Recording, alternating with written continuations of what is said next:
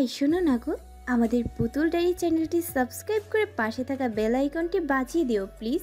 আর গল্পটি ভালো লাগলে অবশ্যই লাইক কমেন্ট করে শেয়ার করে দিও।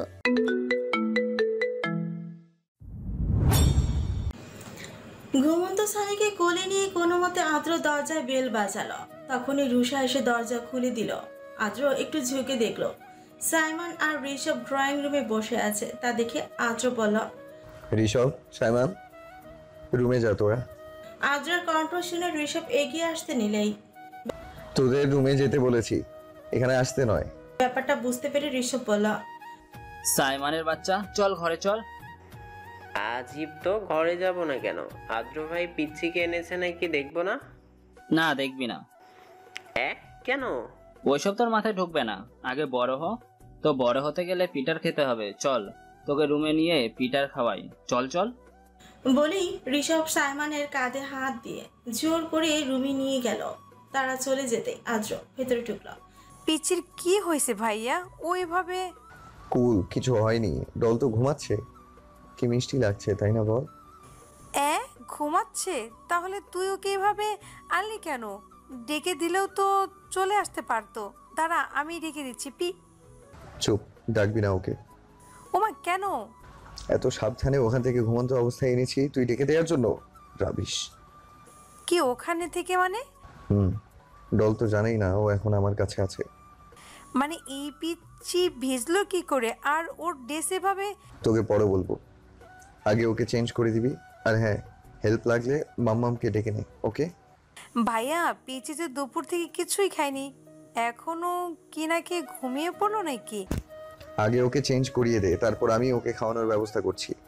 আচ্ছা, তুই ওকে নিয়ে রুমে যা, আমি চাচিকে ডেকে আনছি। আদ্র সানিকে কোলে নিয়ে সিঁড়ি বেয়ে সানির রুমে গেল। সানিকে খাটে শুইয়ে দিয়ে তার কপালে আলতো করে একটা কিস করল। কিছুক্ষণ পরে আরিফা, আয়শা আর রুষা সানির ড্রেস চেঞ্জ করিয়ে দিল। সবে বেরিয়ে যাওয়ার কিছুক্ষণ পর আদ্র রুমে আসে। দেখলো সানি কম্বল মুড়ি দিয়ে ঘুমিয়ে আছে।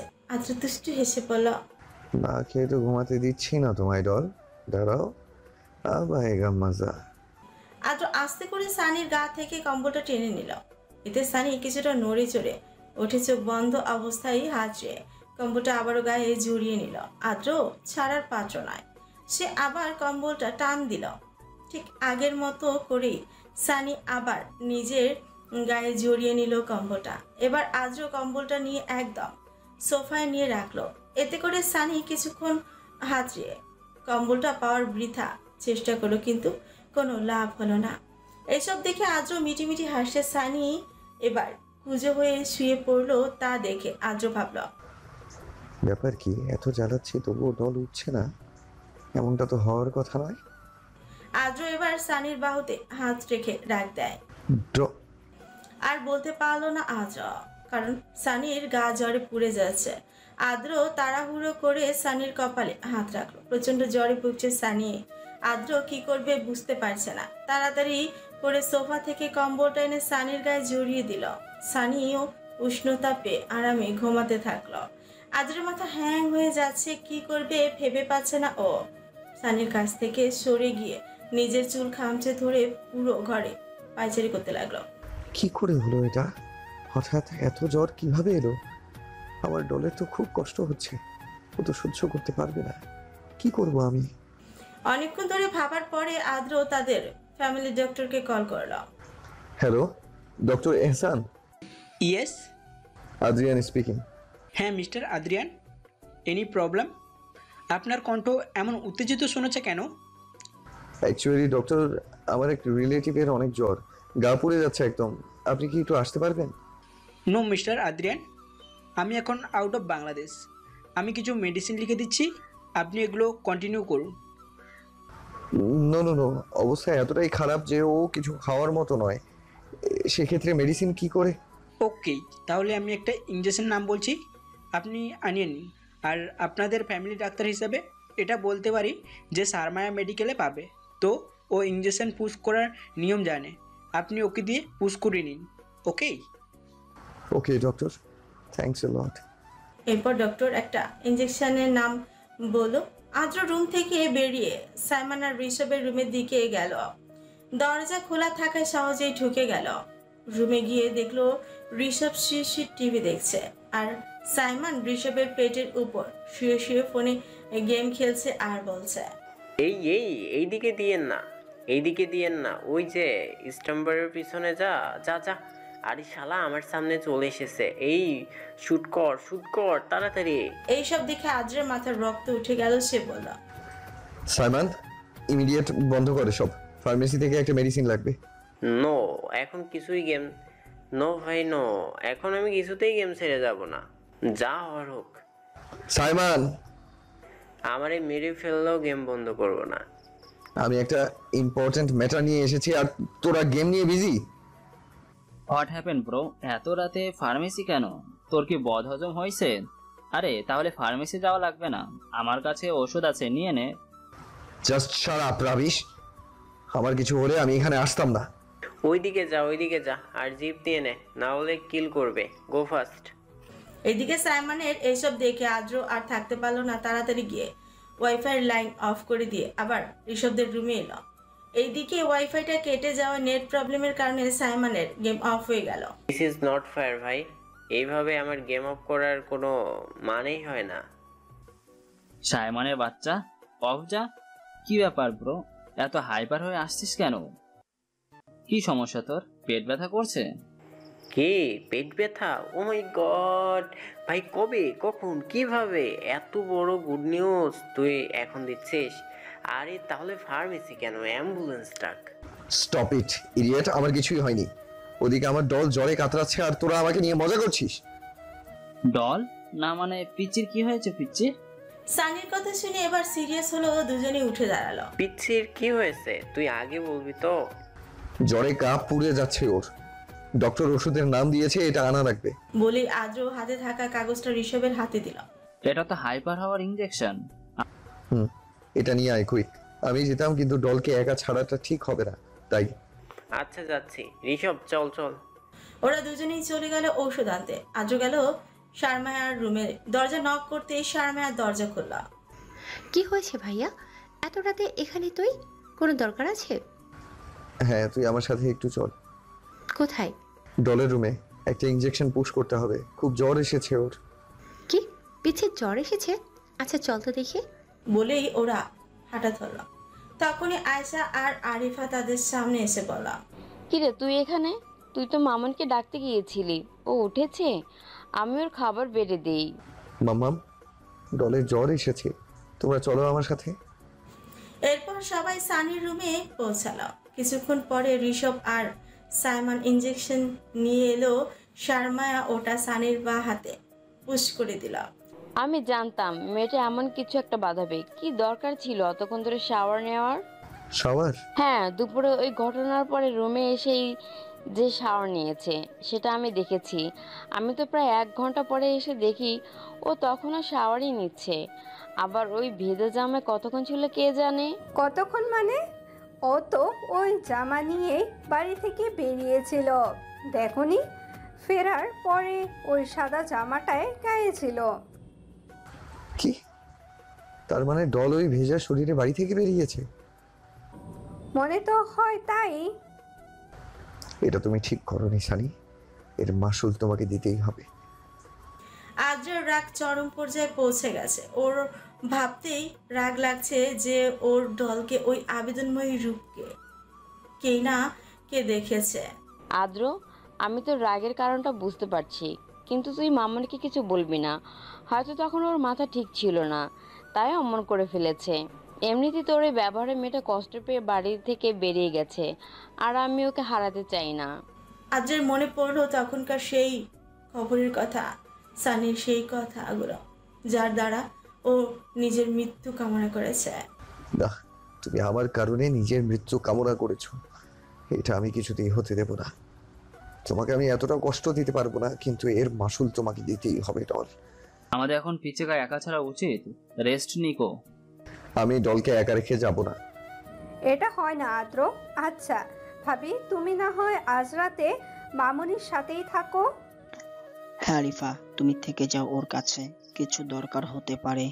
শেষমেশ আদ্র না করতে পারলো না। আরিফা আর আয়েশা দুজনেই সানির কাছে থেকে গেল। আর বাকি সবাই যার যার রুমে চলে গেল।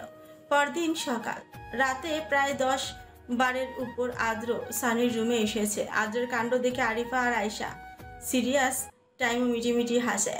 সকাল হতেই আরিফা আর আয়শা নিজেদের কাজে ব্যস্ত হয়ে পড়ে। রান্নাঘরে কাজ করতে করতে বলে, তখনই বুঝলি আয়শা, আমার ছেলেটা যে কবে এই পিচি মেয়েটাকে এত ভালোবেসে ফেললো কে জানে। একটা মুহূর্ত মামনিকে ছাড়া থাকতে পারে না। কাল রাতে তো ঠিক মতন ঘুমাওনি। আজও সেখানে এলাম। মাম্মাম ডল ওঠেনি? নিজেকেই দেখ না। না, আমি ওর কাছে যাব না এখন। আচ্ছা, নাস্তা করে নে। আদ্র নাস্তা করে নিল। আজ রাতে একটা কনসার্ট আছে, তাই তখন বাড়িতে থাকতে পারবো না। ডলকে দেখে রেখো। কলেজ যাবি না? এক্ষুনি যাব, তবে ফিরে আসবো তাড়াতাড়ি। আদ্র রেডি হতে রুমে চলে গেল। তখনই বাসার বেল বেজে উঠল। এদিকে রুষা রুম থেকে বেরিয়ে সোফায় বসতে বসতে একজন সার্ভেন্টকে বলল, এসেছে দেখুন তো। সার্ভেন্টকে দরজা খুলতে বিহান ঘরে ঢুকলো। রুষাকে সোফায় বসে থাকতে দেখেই বলে উঠল, আলালের দুলারি কেমতে হারত তুইও আচ্ছা বই হুতি থাকতা। বিহান, তুমি? বলেই খুশিতে দৌড়ে গিয়ে বিহানকে জড়িয়ে ধরল। আরে সারো, মাইছে দেখবে তো সাউসাই বেগুনে রেনি রয়েছে, মান ইজ্জত হারাম নাই তো। রুষা বিহানকে ছেড়ে দাঁড়িয়ে রাগীশ্বরে বলল, বিহানের বাচ্চা, তুমি এতদিন আমার সাথে একবারও কথা বলছো? একটা গান গিয়ে সেলিব্রিটি হয়ে গেলে নাকি যে আমাকে কলই করে না? একটু বেশি বিজি ছিলাম জান্টুস। দেখো চলে এসেছি তোমার কাছে। আমার কাছে না ইচ্ছাই জানি। তুমি তো ভাইয়ার সাথে দেখা করতে এসেছো। আদ্র কোথায়? রুমে আছে। ওকে, পরে কথা বলছি তোমার সাথে। বিহান রুষাকে ছাড়িয়ে আদ্রের রুমে গেল। এদিকে রুষার কাছে এসে শারমায়া বলল, ওহে, এত প্রেম আমি কোথায় গেলে পাই? চুপ করো। আজ আমি একটু কালো বলে কপালে প্রেম জুটলো না। এরই মধ্যে ঋষভ আর সাইমন এসে বলল, শুধু তুই আমাদের কপাল থানা দেখ। আমি কিন্তু পেয়ে গেছি। সবাই আমাকে চরম পর্যায়ে। পেয়ে গেছিস? কে সে? নাম কি? কোথায় থাকে? সে কি তোকে ভালোবাসে? না মানে কোনো মেয়ে এমন ফ্রি ফায়ার প্লেয়ারের সাথে রিলেশন করবে? দিস ইজ নট ফেয়ার ঋষভের বাচ্চা। আমি পেয়েছি মানে পেয়েছি। আরে কে সে, সেটা তো বলবি। তখনই হেলে তুলে ইরুনি এসে ওদের মাঝে বসল। কি নিয়ে কথা বলছো তোমরা? ডাইনি নিধন গল্প শুনবে? এইটা আবার কোন গল্প? ও মা, তোমার তো জানার কথা, জানো না? ইরুনি ভালোই বুঝতে পারলো ওরা যে ইরুনিকে অপমান করেছে, তাই তাতে কটমট করতে করতে উঠে চলে গেল সে। যেতেই সবাই একসাথে হেসে উঠল। এই ভাইয়া বল না, কে সে? ওয়েট, দেখাচ্ছি। বলে পকেট থেকে ফোন বের করে একটা ছবি দেখালো। তা দেখে রুষা বলল, এটা তো পিচ্ছি। আরে ম্যাড সাইমন, ব্রো শুনলে খুন করে ফেলবে। আরে দূর, পিচ্ছি তো আমার বোনের মতো, ওর পাশেরটা। এবার সবাই আবার ছবির দিকে তাকালো। ছবিতে সানি, নিডো আর ইমু আছে। সাইমন যে নিডোর কথা বলেছে তা সবাই বুঝেই গেছে। মাঝখানের মেয়েটা সানির পরিচিত হবে, তাই না? নিডো দুধ পাউডার। হ্যাঁ, আর ওর নাম নিডো, মাই নিডো, পিচ্ছির বেস্ট ফ্রেন্ড। তার মানে ওই পাশের মেয়েটা পিচ্চির ফ্রেন্ড? না, পিচ্ছি সিনিয়র। এই মেয়েটা ইন্টার ফার্স্ট ইয়ারে পড়ে। যাই হোক, চেনা তো। এর আবার কি হলো? কুছ তো গড়বড় হে। কে ভাই, ক্রাশ খেয়ে গেলে নাকি? হ্যাঁ, বড়সড় ক্রাশ খাইছি। ওই ওর ব্যাপারে সব বল। জানতে হলে আমার মতোই পিচ্ছির স্কুলে যেতে হবে। এখন শুধু নামটাই বলতে পারবো। আমি এক্ষুনি যাব, তুই শুধু নামটা বল। ইমু। কি ইমু নম্বর আছে? তাহলে দে, দেরি করছিস কেন? আরে শালা, ওর নাম ইমু। এটা কোনো নাম? ইমু দিল মে জাকার লাগা। আমি এ তো গয়া। রেডি হয়ে আসছি, পিচ্চি স্কুলে যাব। আমিও যাব। এই, আমিও ওইদিকে কলেজে যাব, রেডি হয়ে আসছি। আমি বসে বসে ললিপপ খাই। সবাই চলে গেল রেডি হতে।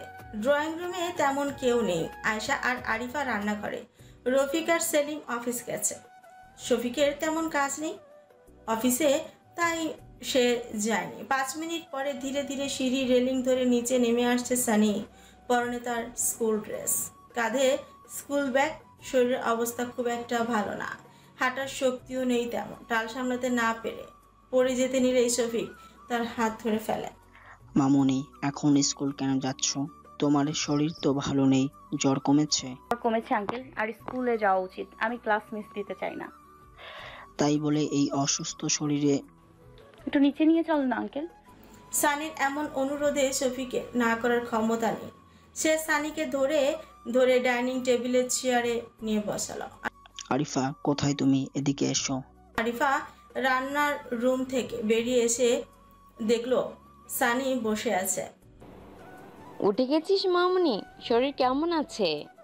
ভালো আন্টি, বলছিলাম যে খুব খিদে পেয়েছে, কিছু খাবার। এভাবে বলছিস কেন মামুনি? আমি এক্ষুনি আসছি। আমি একটু বাইরে যাচ্ছি। বলে শফিক চলে গেল। আরিফা এক বোল নুডলস এনে সানির সামনে রাখতে আয়শা তাকে ডাক দিল। তুই খেয়ে নে মামুনি, আমি আসছি। সানি বোলটা নিজের দিকে টানতে যাবে, তখনই কোথা থেকে ইরুনি এসে বোলটা নিয়ে নিল। ইউ নো হোয়াট, এটা আমার। বলে ইরুনি বোলটা নিয়ে চলে গেল। সানি কিছুই বলল না, মন খারাপ করে শুধু পানি খেয়ে উঠে গেল ড্রয়িং রুমে আসতেই দেখলো রুষা সিঁড়ি বেয়ে নিচে নামছে। সানির কাছে এসে বলল, ওকে পিচ্ছি, তুই উঠছিস কেন? জ্বর গায়ে তুই স্কুলে যাবি? আপু, স্কুলে যাওয়াটা দরকার, আর আমি এখন ভালো আছি। কিভাবে? তুই দাঁড়িয়ে আসিস কেন? বস। রুষার কথায় সানি সোফায় বসলো। এমনিতেও দাঁড়িয়ে থাকতে কষ্ট হচ্ছিল। এরই মধ্যে কথা বলতে বলতে আদ্র আর বিহান বেরিয়ে এলো। সানির দিকে চোখ পড়তে আদ্র রেগে গেল। এ কে রে আদ্র? বিহান, তুই যা, আমি আসছি। সে কি রে, তুই না বললি একসাথে যাবি? কথা বাড়াস না, এখন যা। বিহান আর কিছু বলল না, চলে গেল ওইখান থেকে। আদ্র তেড়ে গিয়ে সানির থুতনি চেপে ধরলো। হঠাৎ এমন হওয়ায় সানি ঘাবড়ে যায়, নিজেকে ছাড়ানোর জন্য মুচড়ামুচড়ি করতে থাকে, কিন্তু আদ্রের শক্তির সাথে সে পেরে উঠছে না। কেন কালকে ওভাবে ভেজা শরীরে বাইরে গিয়েছিলে? বলো কেন? মাথায় এমন নিচু চিন্তা কিভাবে ঢুকলো? আর এই বুদ্ধি তো পড়ালেখার কাজে ব্যবহার করতে দেখি না। তুমি তো পড়োই না, ডাফার গার্ল একটা, ইলিটারেট। পড়ালেখার কিছুই পারে না, মাথায় আজে বাজে চিন্তা নিয়ে ঘুরো। কি হলো বলো? আরিফা এসে সানিকে আদ্রের হাত থেকে ছাড়ালো। সানির নিঃশ্বাস জোরে জোরে নিঃসৃত হচ্ছে, বুক কাঁপছে আদ্রের এহেন কাজে। আরিফা সানিকে পানি দিলেও ঢকঢক করে গিলে ফেলেছে। আদ্র নিজের চুল খামচে ধরে সামনের সোফায় বসে আছে। রাগের মাথায় কি যে করে ফেলেছে। পরিস্থিতি কিছুটা স্বাভাবিক হতে আরিফা সানিকে জিজ্ঞেস করল, মামুনি, কাল তুই ওভাবে কেন বেরিয়েছিলি? আমি তো তোর এই ভেজে কাপড় নিয়ে বেরোনো উচিত হয়নি মামুনি। ভেজা কাপড় নিয়ে বের হইনি। মানে? হ্যাঁ, তখন তো জামা শুকনোই ছিল। সানির কথা শুনে আদ্র এক ঝটকায় মাথা তুলে তাকায়। তুই না তখন শাওয়ার নিয়েছিলি? হ্যাঁ। তাহলে তো জামা ভেজে থাকার কথা। আমি জানি না, জামা তো শুকনোই ছিল। তুই সবটা খুলে বলতো, আমি বুঝতে পারছি না। দুপুরবেলা রুমে যাওয়ার পর শাওয়ার নিয়েছিলাম। তুমি যখন ডাকতে গেলে তখন আমি ওই শাওয়ার রুমেই ঘুমিয়ে পড়েছিলাম। এরপর ঘুম থেকে উঠে দেখি জামা শুকনোই, আর তারপরে আমি। কতক্ষণ ঘুমিয়েছিলে তুমি? আদ্রের কথা শুনে ভয় আর অভিমান মিশ্রিত চোখে আদ্রের দিকে তাকায় সানি। কি হলো বলো? মামুনি বল। আমি ঠিক জানি না আন্টি, তবে বাড়ি থেকে বের হওয়ার সময় সন্ধ্যা হয়ে গেছিল। মানে জামা তোর গায়ে থাকতেই শুকিয়েছিল? এর জন্যই বলি এত জ্বর কেমনে বাঁধালি? সানির কথা শুনে আদ্রের এবার নিজের উপরই রাগ হতে লাগলো। আমার দলকে আমি শুধু শুধু কষ্ট দিলাম। ছি, এতটা নির্দয় কি করে হলি তুই আদ্র? সবটা না জেনে শুনে তুই দলকে এভাবে কষ্ট দিলি। আমার দলের তো কোনো দোষ ছিল না, তবু আমি কি করে ওকে আঘাত করলাম? আন্টি, আমার দেরি হয়ে যাচ্ছে, এখন আমার যাওয়া উচিত। তুমি এখন কোথাও যাবে না এই শরীরে। সানি আদ্রের কথাকে পাত্তা না দিয়ে রুষার দিকে তাকিয়ে বলল, রুষা আপি যাবে? তুই তো আদ্র ভাইয়ের সাথে যাস না। কেন? তুমি আমাকে নিয়ে যেতে সমস্যা আছে? তাহলে বলো। না না, সমস্যা কেন হবে? আচ্ছা, তুই আমার সাথে যাবি? ভাই তুই কলেজ যাবি না? যাব, ও যখন তোদের সাথে যাবে বলেছে তখন যা, আমি একটু পরেই আসছি। ওকে। রুষা, সানি, সাইমন আর ঋষভ বেরিয়ে পড়ল। কিছুক্ষণ পর আদ্র বেরোলো। দ্বিতীয় ক্লাস চলছে সানির, গণিত ক্লাস এটি। এতক্ষণ ভালো লাগলো, এখন কেমন জানি আবার জ্বর জ্বর ভাব লাগছে, মাথাটাও কেমন জানি করছে। পাশেই বসে আছে নীরও সানিকে মাথায় হাত দিয়ে বসে থাকতে দেখে বলে উঠল, এই জানু কি হলো তোর, শরীর খারাপ লাগছে? না এমনি। সানি বোর্ডে এসো, এই ম্যাথটা সলভ করো। আমি? হ্যাঁ তুমি, এসো বলছি। সানি ধীরে ধীরে হোয়াইট বোর্ডের কাছে এগোচ্ছে। স্যার হাতে মার্কার ধরিয়ে দিল। এটা ধরতে কষ্ট হচ্ছে সানের, হাতে যে প্রচুর জ্বালা করছে, কিন্তু এই কথা স্যারকে কি করে বলবে। অজ্ঞতা বোর্ডে গেল সানি। অল্প একটু লিখতে হাত পুচকে মার্কার নিচে পড়ে যায়। হাতের ব্যথায় বলে উঠল সানি, আমি পারবো না স্যার। কি পারবে না? এই শিক্ষা নিচ্ছ তুমি, এর শাস্তি পেতে হবে। তখনই বাইরের করিডোর দিয়ে হেঁটে যাচ্ছিল আদ্র। হঠাৎ তার চোখে পড়লো স্যার সানিকে বকছে। তা দেখে আদ্র ওই ক্লাসের দিকেই এগোতে থাকলো, কিন্তু বিপত্তি সে যাওয়ার আগেই হয়ে গেল। শাস্তি হিসেবে স্যার সানির ডান হাতে বেদ দিয়ে কষি একটা বাড়ি দিয়ে। ব্যথায় সানি কুকড়ে উঠে ডল বলতে বলতে সানির কাছে আসতে লাগলো আদ্র, কিন্তু একই সানির হাত থেকে তো চিরচির করে রক্ত গড়িয়ে পড়ছে। হাত কাঁপছে সানির। এই ঘটনার জন্য কেউ প্রস্তুত ছিল না। স্যারও অবাক, শুধুতে একটাই মারি দিল, তাহলে রক্ত বের হওয়ার কারণ কি? আদ্র গিয়ে সানির হাত ধরতে সানি এক ঝটকা আদ্রর হাত ছাড়িয়ে নিল। জোর জোরে নিঃশ্বাস ফেলতে থাকে। দেখে বোঝা যাচ্ছে সানি রেগে আছে। আদ্রের দিকে অপরাধী দৃষ্টিতে তাকিয়ে থেকে নিচে থেকে মার্কারটা তুলে নেয় রক্ত মাখা হাতে। কাপা কাপা হাতে বোর্ডে অঙ্ক করছে শুরু করে। এদিকে সানির এই অবস্থা দেখে আদ্রের বুক ফেটে যাচ্ছে। সে গিয়ে সানিকে থামানোর চেষ্টা করলে সানি সে আগের মতোই আদ্রকে দূরে সরিয়ে দেয়। ডল ডল প্লিজ এমনটা করো না, তোমার কষ্ট হচ্ছে তো, প্লিজ আমার কথা শোনো। সানি আদ্রের কথা পাত্তা না দিয়ে নিজের মতো ম্যাথ সলভ করতে লাগলো। পুরো ক্লাসের সবাই অবাক, এমনকি স্যারও। অনেকাংশ করার পর সানির কেমন মাথাটা ঘুরে উঠল। ভর সহ্য করতে না পেরে চোখ বন্ধ করে এক কদম পিছিয়ে যায়, মাথায় হাত চেপে। তা দেখে আদ্র সানিকে ধরে ফেলে। হুশ আসতে সানি আবার সোজা হয়ে দাঁড়িয়ে আবার ম্যাথ সলভ করতে লাগলো। অবশেষে সম্পূর্ণ হলো সানির ম্যাথ। শেষ হতেই সানি ঢুলতে শুরু করলাম। কোনো রকমে হাতের মার্কারটা স্যারের হাতে ধরিয়ে দিয়ে ঘুরে পড়ে যেতে নিলে আদ্র তাকে ধরে ফেলে। ডল ডল কি হয়েছে তোমার? হাই ডল, চোখ খোলো প্লিজ। আদ্র সানিকে পাজা কোলে তুলে নিল। তখনই স্যার বলে উঠল, এ কি মিস্টার আদ্রিয়ান, কি করছেন আপনি? ওকে নামান, ওর ফ্যামিলিকে খবর দেয়া হোক, ওরাই যা করার করবে, আপনি নামান ওকে। আদ্র রাগে মাথা ফেটে যাচ্ছে। স্যারের দিকে ঘুরে পড়ল, বললেই হয়ে গেল নাকি? আপনি কে হন ওর? দেখুন মিস্টার আদ্রিয়ান, আপনি এটা করতে পারেন না।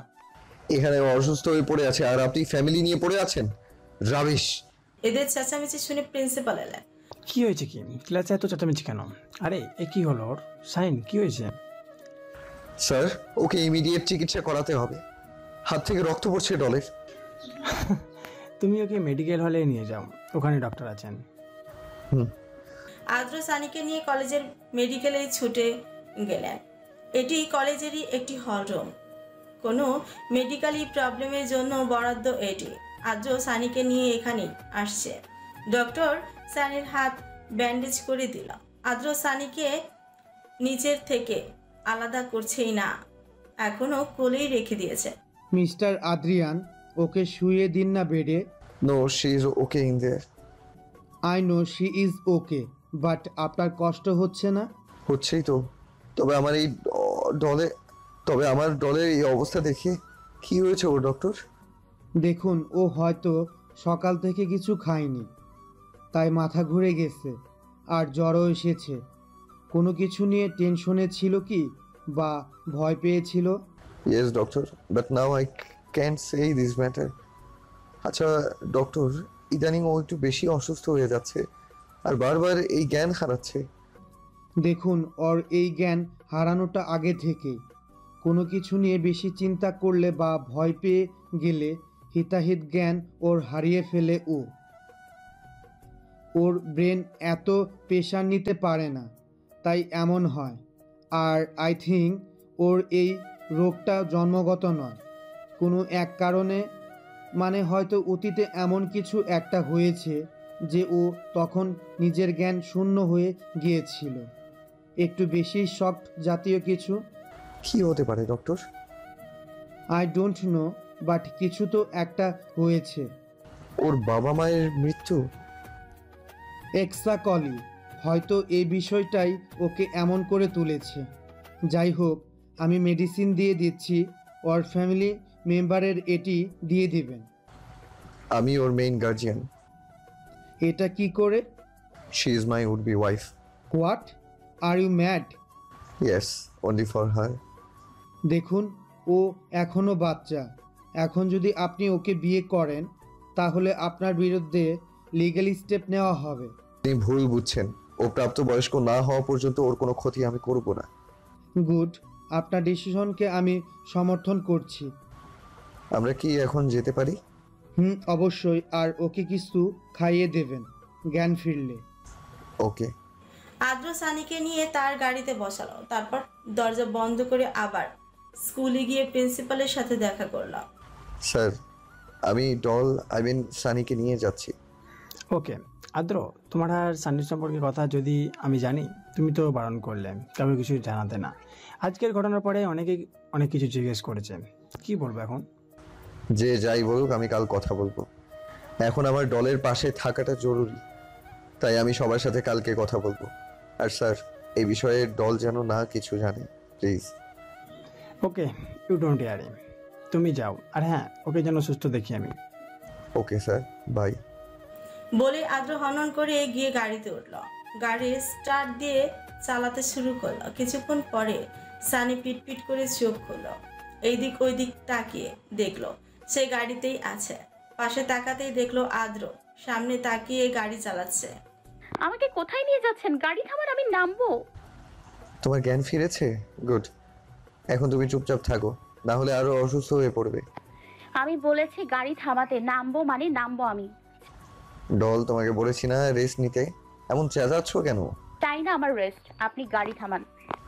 ডল, আমাকে রাগিও না, আমি চাই না আবার তোমাকে রাগের মাথায় কষ্ট দিতে। আপনি এমন কেন? বললাম না গাড়ি থামান। চুপ, একদম চুপ। খুব সাহস বেড়ে গেছে তোমার, মুখে মুখে কথা বলা শুধু। তুমি কি ভেবেছো আমি নর্মাল আছি মানে আমার কিছু মনে নেই? তুমি যা করেছো তার শাস্তি পাবেই তুমি। এখন চুপ করে বসে থাকো। সানি আর কিছু বলল না। সে বুঝে গেছে যে এখন আর কিছু বলে লাভ নেই, তাই সে চুপ করে জানালা দিয়ে বাইরে তাকিয়ে আছে। কিছুক্ষণের মধ্যেই তারা বাড়ি এসে পৌঁছে গেল। বেল বাজতেই শর্মা এসে দরজা খুলে দিল। এ কি ভাইয়া, তুই এখন? আর পিচ্ছি এত তাড়াতাড়ি? স্কুল কি ছুটি? আগে আসতে তো দিবি নাকি? আয়।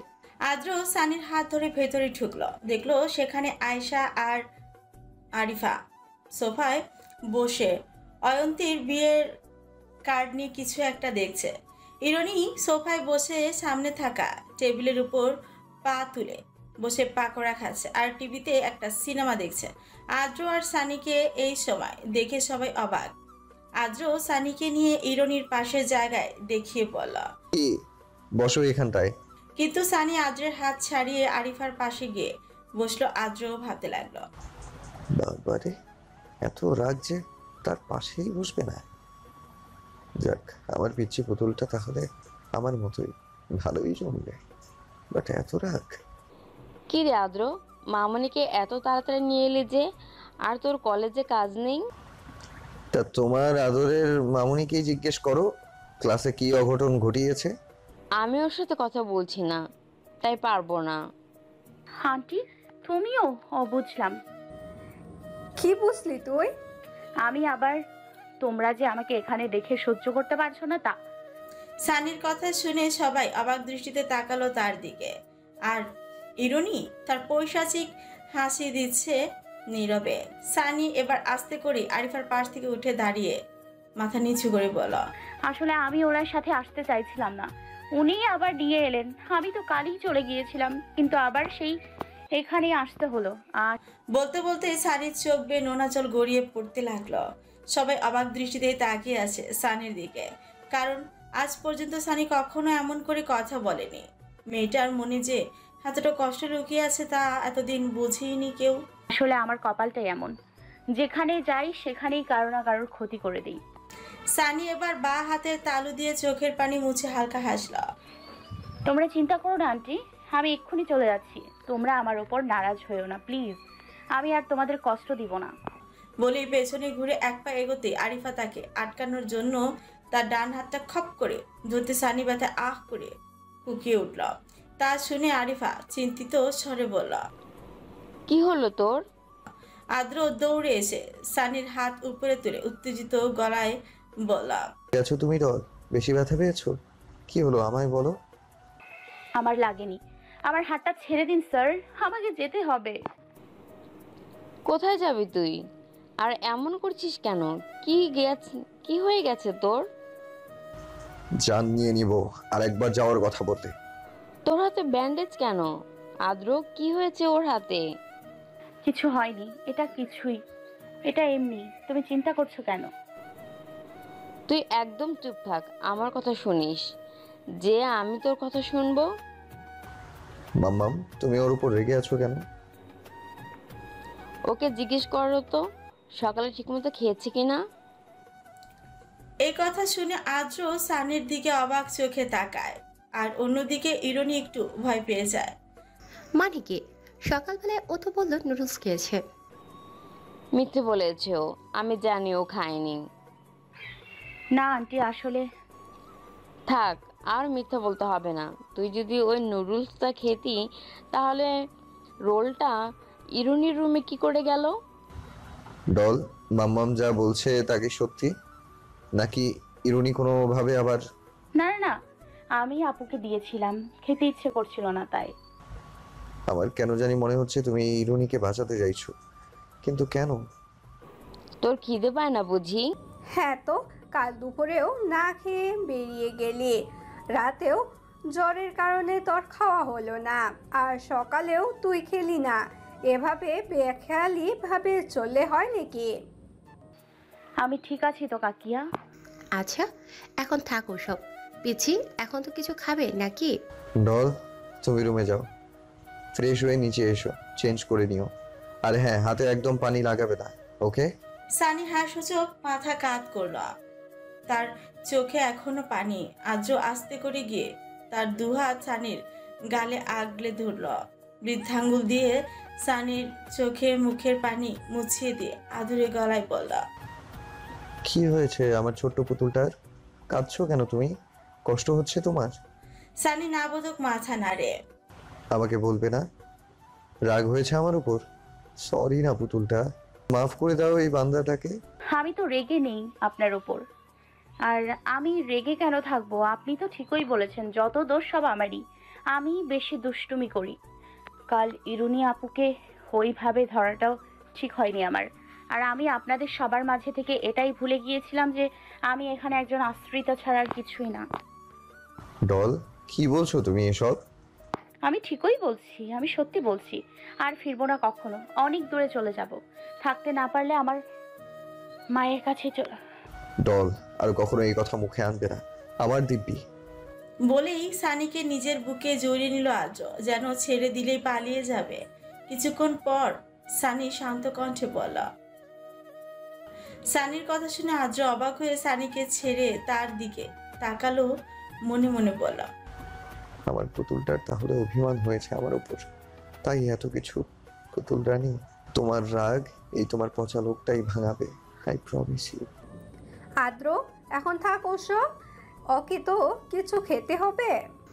হ্যাঁ চল পিছি। সাবধানে নিবি, আমার ডল যদি একটু ব্যথা পায় তাহলে তোর খবর আছে। আচ্ছা বাবা, পাবে না ব্যথা, এখন তো যেতে দে। যা। শর্মা সানিকে নিয়ে উপরে চলে গেল। আদ্র গিয়ে সোফায় হালান দিয়ে বসলো। কাল বোধে পরশু বাড়িতে একটা বিয়ে, আর মামনি এমন হয়ে গেল। আদ্র, কেন তুই ওকে এমন কষ্ট দিতে গেলি বল? কত চেঞ্জ হয়ে গেছে মেয়েটা একদিনে। মাম্মাম, আমি রাগের মাথায় কি না কি বলে ফেলেছি, আদ্র, তুমি তো ঠিকই বলেছ। ওই রকম মেয়েদের আমার হাড়ে হাড়ে চেনা আছে। ওদের সাথে এইভাবে কথা বলা উচিত। ইরুনি, তুমি এই বাড়ির অতিথি, তাই আমাদের ফ্যামিলি মেম্বারকে আমাদের থেকে ভালো তুমি চিনবে না। আর হ্যাঁ, আমি তোমার সম্পর্কে মামাতো ভাই হই, তাও তোমার বড়, তাই ভাইয়া বলে ডাকো, ওকে? ইরুনি ঠিকই বুঝেছে যে আদ্র তাকে পানি ছাড়াই ধুয়ে দিয়েছে, তাই আর কোনো কথা না বলে চুপচাপ নিজের রুমে চলে গেল। ও গেল। আমি সার্ভেন্টকে বলি গিয়ে মামনির জন্য খাবার নিতে। আদ্র, তুইও চেঞ্জ করে আয়। না মাম্মাম, আমি বেরোবো, শো আছে আজকে। ও, তাহলে খেয়ে বেরোস। তাই হবে। তা অয়ন্তীর বিয়ের কার্ড ছাপানো হয়ে গেছে? স্যাম্পল পাঠিয়েছে। তাহলে আজকে থেকেই পাঠানোর ব্যবস্থা করতে হবে, আর মাত্র 2 দিন বাকি। আজ তো শিরিন চলে আসবে। ছোট কাকাই গেছে তো ড্রপ করতে। সেলিম ভাই না গেলে তার কি হবে তা তো জানি। ওইদিকে আরিফা চলে গেছে রান্নাঘরে। তখনই দরজার বেল বেজে উঠল। একজন সার্ভেন্ট গিয়ে দরজা খুলতে সাইমন আর ঋষভ ভেতরে ঢুকল। সাইমন এসে আনমনা হয়ে আদ্রের পাশে সোফায় থপ করে বসে পড়ল, চোখ বন্ধ করে বলল, হোয়াটসঅ্যাপ ব্রো। তখনই সে কিছু একটা ভেবে এক লাফে চোখ খুলে আদ্রের দিকে তাকালো। আদ্রর দিকে আঙুল তুলে বলল, তুই এখানে এখানে কি করে? কলেজে যাসনি? কিরে, অফিসে কাজ নেই? এই তোর না শো ছিল? ওই সাইমনের বাচ্চা, গুনে গুনে 8টা প্রশ্ন করলি, ভাই কোনটার উত্তর দিবে শুনি? তুই থাম তো। এই ব্রো, তুই তো কখনো এই সময় বাড়িতে থাকিস না, আজ হঠাৎ এখানে? তার আগে এটা বল, দল তোদের সাথে গিয়েছিল কি না? হ্যাঁ, গিয়েছিল তো। তাহলে ওকে দেখে রাখার দায়িত্ব তোদের কি না? হ্যাঁ, এই যা, আমরা সবাই চলে এলাম, তুইও চলে এলি। এখন পিচ্ছিকে আনবে কে? সরি ব্রো, সরি, আমি এক্ষুনি যাচ্ছি পিচ্ছিকে নিয়ে আসতে। থাক, আর উপকার করতে হবে না, দল এখানেই আছে। সে কি রে, স্কুল তো এখনো ছুটি হয়নি না? তোরা কি করে জানলি? ইয়ে মানে ওই আর কি, এমনি আর কি। সোজা সুজি উত্তর দে, কি করেছিলি তোরা ওখানে? আর হঠাৎ আজ তোরা কলেজে কেন গেলি? ঋষভ আনমনা হয়ে বলে দিল, না ভাই, আমি কলেজে গেছি আর সাইমন স্কুলে গেছে। ওরে ঋষভের বাচ্চা, তোরে আমি চাইনিজ কাশিতে কাইটা আনবো। তোর আজ সানিতে স্কুলে গিয়েছিলি? হ্যাঁ, আমি মনে হয় জানি যে ওরা কেন গিয়েছিল। এই রুষা কোথায়? ও আছে, তুমি ভেবো না ওকে নিয়ে। এই দুপুর বেলায় মেয়েটা একা কোথায় আছে? সাইমন আর কোনো কথা খুঁজে না পেয়ে আদ্রের দিকে চোখ দিয়ে কিছু একটা ইশারা করতে আদ্র বলে উঠল, কাকিয়া টেনশন নিও না, ওর ফ্রেন্ডের সাথে আছে। শালা বয়ফ্রেন্ড বল, ফ্রেন্ড তো তোর। তখনই শারমায়া সানিকে নিয়ে নিচে এলো। আদ্র সামনে গিয়ে সানির দিকে হাত বাড়ালেই সানি শারমায়ার সাথে ঘেসে দাঁড়ায়। আদ্র হাত নামিয়ে ফেলে। ওকে ফাইন, আমাকে ধরার প্রয়োজন নেই, টেবিলে এসো। কোনো কথা না বলে সানি লক্ষ্মী মেয়ের মতন গিয়ে টেবিলে বসলো। তখনই একজন মেয়ে স্টাফ তার সামনে খাবারের প্লেট দিল। খেয়ে নে মামনি, না খেয়ে তো মুখটা শুকিয়ে গেছে। সানি হাতটা প্লেটের কাছে নিতে আদ্র বলে উঠল, ওয়েট, কি করছো তুমি? হাতে ব্যান্ডেজ, সে খেয়াল আছে তোমার? বলে এগিয়ে এসে সানির পাশে চেয়ারে বসলো। সানির প্লেটের খাবার মাখতে মাখতেই বলতে লাগলো, এত আনমনা কেন তুমি ডল? হাতের কি অবস্থা সেটা কি ভুলে গেছো তুমি? নাও হাঁ করো, আমি খাইয়ে দিচ্ছি। বলেই সানির মুখের সামনে খাবার তুলে ধরল। সানি অবাক চোখে তাকিয়ে আছে আদ্রের দিকে। কি হলো, হাঁ করো না ডল।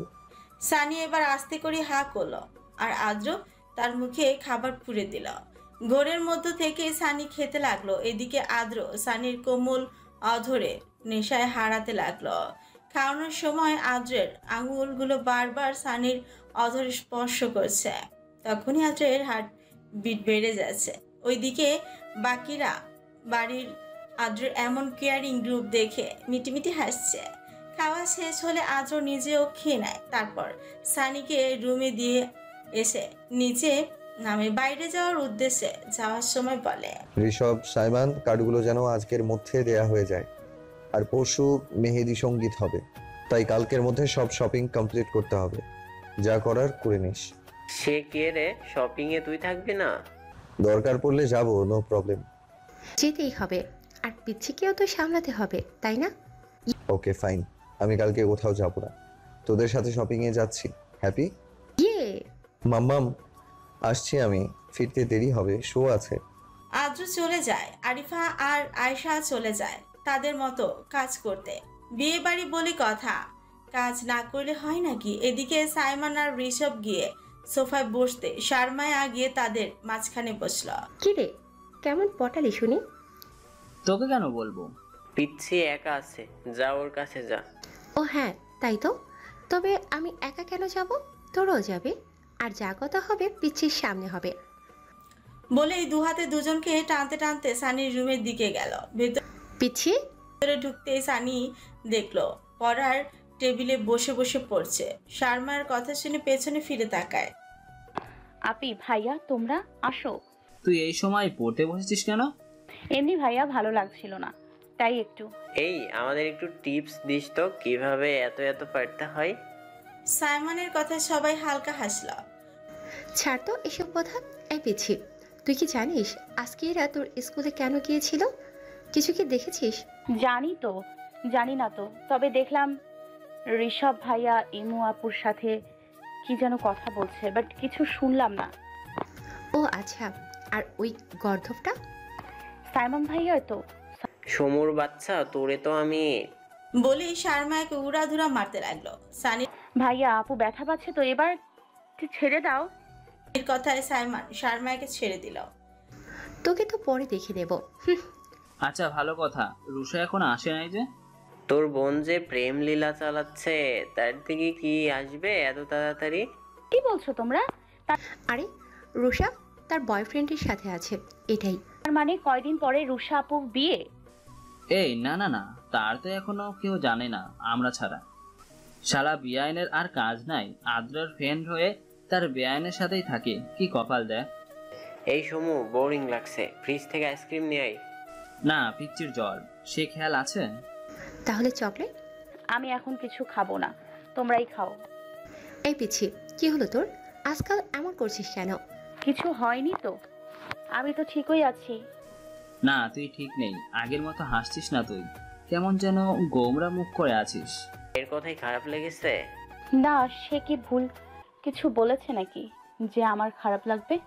তার মানে ওই ইরুনি? থাক না ওসব। কেন? এখন থাকো সব। এই পিচ্ছি, কাল তো শপিং এ যাচ্ছি আমরা সবাই। কেন মানে? পরশু থেকে আয়ন্তিকার বিয়ের অনুষ্ঠান শুরু, তাই? ও আচ্ছা। আচ্ছা বললে হবে না, যেতে হবে, সবাই মিলে যাব। তা না হয় পরে দেখা যাবে। এরকম ভাবে আরো কিছুক্ষণ আড্ডা দিয়ে ঋষভ, সাইমন আর শারমা চলে যায়, আর সানি আবার পড়ায় মনোযোগ দেয়। রাত 11:30। কিছুক্ষণ আগে আদ্র বাসায় এসেছে। ফ্রেশ হয়ে ড্রয়িং রুমে এসে সবার উদ্দেশ্যেই বলে ওঠে, সবাইকে দেখছি, আমার ডল কোথায়? রুমেই আছে। আসছি ধরে মেয়েটাকে বের হতে দেখিনি, কি হয়েছে ওর? শিরিন এতদিন তার বাবার বাসায় ছিল, আজকেই এসেছে। কিছু হয়নি কাকিয়া।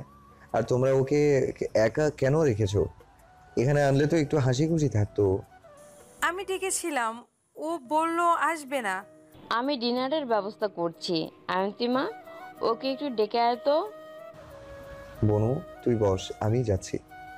বলে আদ্র সানির রুমের দিকে গেল। তা দেখে সবাই মিটিমিটি হাসতে লাগলো। শফিক বলল, তোরা হাসছিস? আমি তো এটা ভেবে খুশি যে ছেলেটা কাউকে না কাউকে পছন্দ করেছে। যাক বাবা, আমি চিন্তা দূর। মেয়েটা ভারী মিষ্টি। ওদিকে আদ্র সানির রুমে গিয়ে দেখলো সানি খাটের কোণায় হেলান দিয়ে বসে বসে ঘুমাচ্ছে। সামনেই বই, দেখি বোঝা যাচ্ছে পড়তে পড়তে ক্লান্ত হয়ে ঘুমিয়ে পড়েছে। আদ্র সানির সামনে গিয়ে তার দিকে একটু ঝুঁকে তাকে দেখতে থাকে। কি মিষ্টি লাগছে তার পিচ্ছি পুতুলকে। ঘুমালেও যে কাউকে এতটা মিষ্টি লাগে তা পুতুলকে না দেখলে বোঝাই যেত না। আদ্র মুচকি হেসে আস্তে আস্তে কথা বলতে শুরু করে। এত কিউট কেন তুমি? বারবার আমাকে নিজের প্রতি সম্মোহন করছো। এই রূপেও সম্মোহন করা যায়? ওহ, আমিও কি ভাবছি, তুমি তো আমারই সম্মোহিনী, যে শুধু আমাকে সম্মোহন করবে নিজের অজান্তে। আমার পুতুল, আমার সম্মোহিনী। এই আদ্রের সম্মুখীন। এইসব বলে আদ্র সানির কপালে একটা ভালোবাসার পরশ রেখে দেয়। কিছুক্ষণ ওভাবেই তাকিয়ে থেকে খাটে উঠে সানির কোলে মাথা রেখে শুয়ে পড়ে। তার দৃষ্টি এখনো সানির ওপর। আমার পুতুলটা যে এত ঘুমপ্রিয় তা তো জানতাম না। কিন্তু পুতুল সোনা, এখন তো তোমাকে ঘুমাতে দিতে পারবো না আমি। দাঁড়াও, দেখাচ্ছি মজা। বলে আদ্র নিজের মাথাটা সানির পেটের দিকে ঘুরালো। ঘ্রাণ নিতে থাকলো তার পুতুলের শরীরে। এক হাত দিয়ে সানির কোমরে হালকা সুরসুরি দিতে সানি হকচকিয়ে উঠল।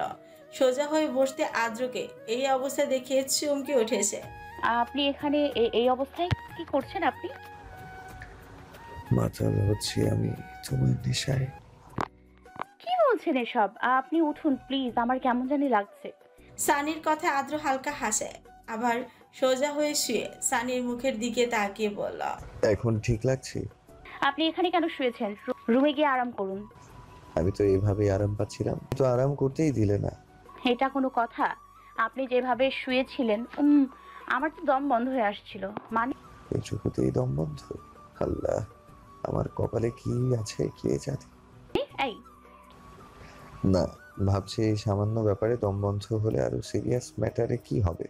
এইভাবে চললে তো আর আবার নাতি নাতনির মুখ দেখতে হবে না। কি বলছেন আপনি? কিছুই বুঝতে পারছি না। আদ্র উঠে বসে সানির নাক টিপে দিয়ে বলল, তোমার ছোট্ট মাথায় এসব ঢুকবে না, বড় হও ঠিক বুঝবে। হ্যাঁ? আদ্র একগাল হেসে দিয়ে সানিকে হাত ধরে খাট থেকে নামালো। চলো ডিনার করবে। আর এত পড়া কিসে শুনি যে পড়তে পড়তে ঘুমিয়ে গেছো? এমনি এমনি। আচ্ছা চলো, আর কিছু বলতে হবে। আদ্র সানিকে নিয়ে গিয়ে সবার সাথে টেবিলে বসালো। দুপুরের মতোই তাকে খাইয়ে দিল। তারপর রুমে সানিকে শুইয়ে দিয়ে চলে আসলো।